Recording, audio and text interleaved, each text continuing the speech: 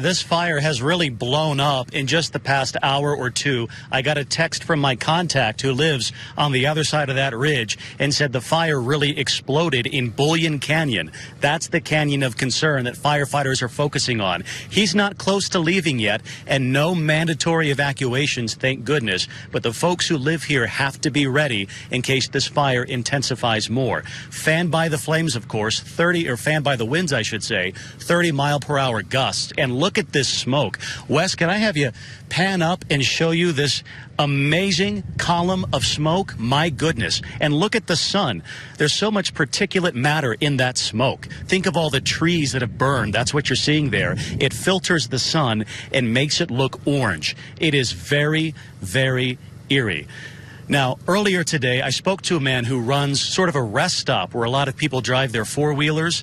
This is what he had to say about this. You make of the fire and seeing all the smoke and everything? Well, unfortunately, I came from Redding, California, so I'm very familiar with wildfires. I've run from more of them than I can count on one hand, so it makes me a little more than nervous just to even be around it. Yeah.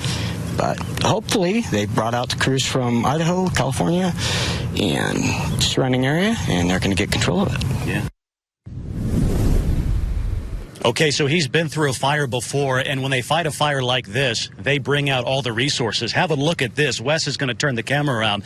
Look at that. Do you see that plane flying over the reservoir here at Paiute State Park? That is one of 2 water bombers they're using right now. It just scooped up a big load of water, and it's going to go drop it on the fire to try to tamp down these flames. Wow, folks, you're taking a look at something few people ever get to see, and you're seeing it right here.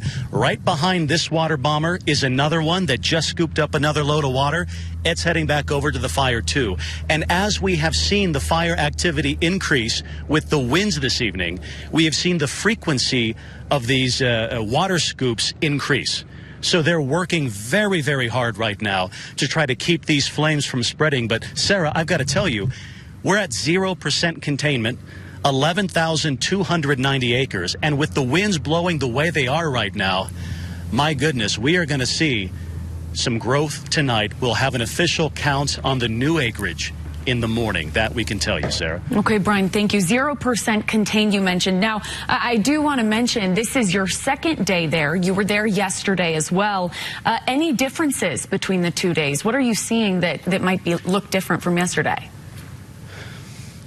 We're certainly feeling wind more than we did yesterday. It's warmer today than it was yesterday, and we have much more smoke, which tells us that the fire has been more active today. Those are all issues of concern.